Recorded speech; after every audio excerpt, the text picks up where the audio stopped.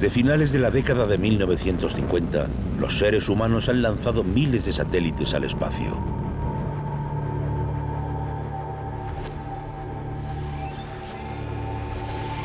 Los cohetes colocan satélites en órbita donde permanecen siguiendo una ruta elíptica alrededor de la Tierra. Giran sobre nosotros a velocidades increíbles durante varios años y llevan a cabo misiones muy precisas. Por ejemplo, fotografiar la Tierra para conseguir predicciones meteorológicas. Transmitir señales de teléfono, televisión y radio entre dos lugares de la Tierra. O, en el caso de los satélites militares, espiar a otros países. Están controlados desde tierra y están equipados con ordenadores, cámaras y sensores. Combustible, baterías y paneles solares proporcionan la energía necesaria para cumplir sus misiones. Algunos se estropean y otros dejan de funcionar cuando se quedan sin energía. Se convierten en basura orbital, dando vueltas alrededor de la Tierra a más de 27.000 kilómetros por hora. En ocasiones, chocan con otros objetos creando miles de pequeños fragmentos. Actualmente se han contabilizado casi 1 millón de objetos que miden más de 1,5 centímetros. Recibir el impacto de algún residuo orbital es una amenaza constante para todos nuestros satélites y podría llevar a nuestra sociedad a tiempos pasados si no se hace algo para evitarlo. El problema comenzó hace 60 años. A finales de la década de 1950, la humanidad se dio cuenta de que el futuro de la Tierra depende del espacio. Durante la Guerra Fría, la Unión Soviética inició la carrera espacial cuando lanzó el Sputnik, el primer satélite del mundo.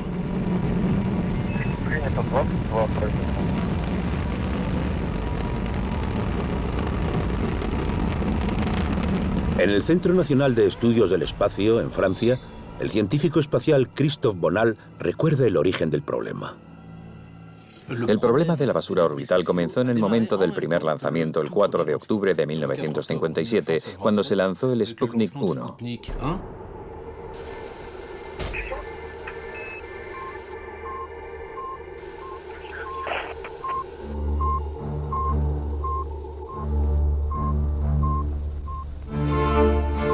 Tras 21 días, el Sputnik dejó de funcionar. Era un objeto artificial no operativo, lo que llamamos basura espacial.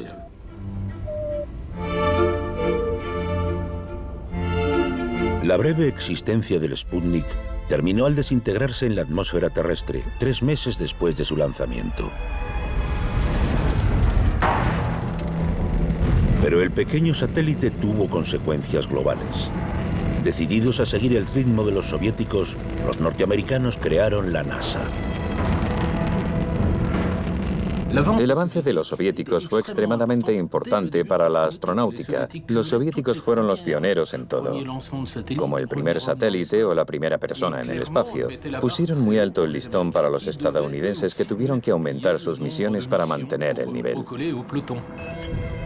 Los norteamericanos lanzaron 17 misiones tripuladas consecutivas llamadas Apolo. 180 grados. Preparados para expulsión. SIVP, distancia aceptable. En aquel momento, a nadie le preocupaba dejar restos o incluso elementos radioactivos en el espacio. Entre 1967 y 1988, la Unión Soviética lanzó satélites espía alimentados por reactores nucleares. Pero algunos de esos satélites eran defectuosos.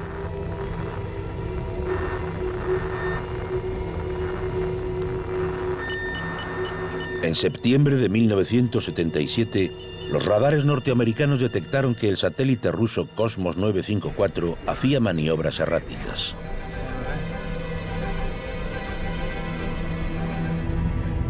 Fue la primera alerta nuclear de la era espacial.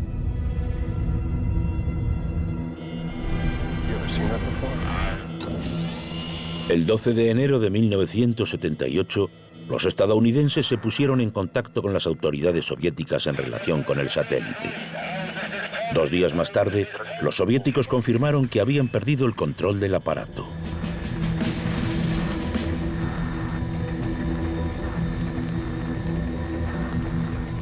Cuando el satélite volvió a entrar en la atmósfera, esparció material radioactivo por el norte de Canadá.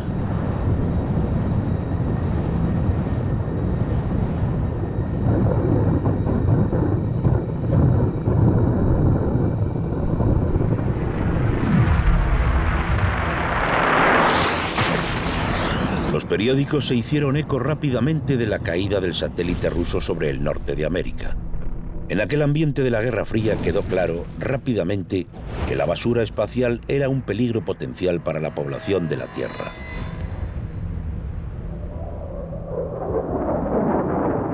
Pero ese no era el único peligro.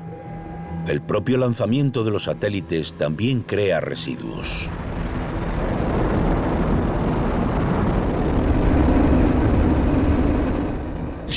Cada cohete lanzado ha dejado basura en órbita.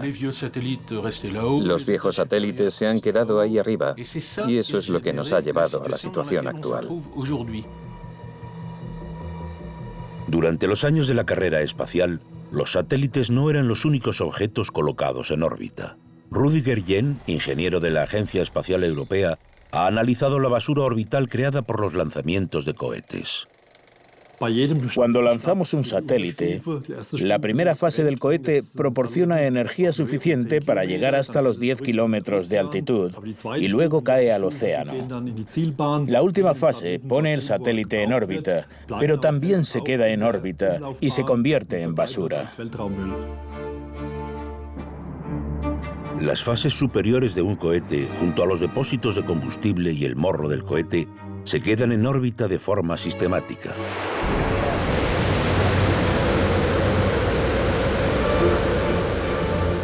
Durante los últimos 16 años, muchos de estos restos se han acumulado, otros se han desintegrado. La científica espacial Noelia Sánchez Ortiz, en colaboración con la Agencia Espacial Europea, analiza las circunstancias y el destino de la basura orbital. Colocamos objetos en órbita y pensamos que cuando dejen de funcionar podemos dejarlos allí. Así que se quedan allí, a no ser que estén a baja altura y muy lentamente acaben por precipitarse a la Tierra. A baja altitud, los restos se mueven a velocidades de 29.000 kilómetros por hora, pero la atmósfera terrestre los va frenando y cuando caen a la Tierra suelen desintegrarse. Las moléculas del aire se comprimen por la velocidad de estos restos, lo que genera calor y, en muchos casos, combustión, haciendo que esos fragmentos se destruyan. Durante el día no se ve mucho, pero durante la noche, esos restos ardientes se ven como estrellas fugaces.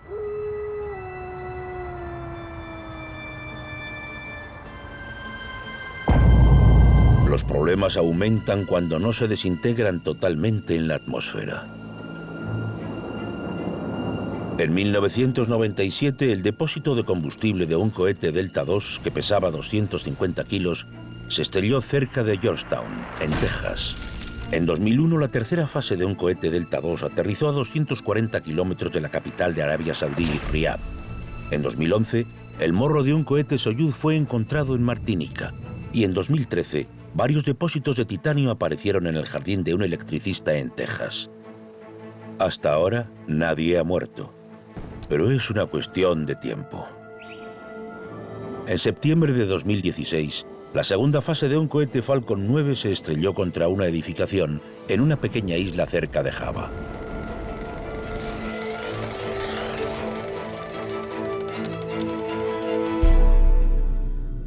Parece que a veces el cielo cae sobre nuestras cabezas.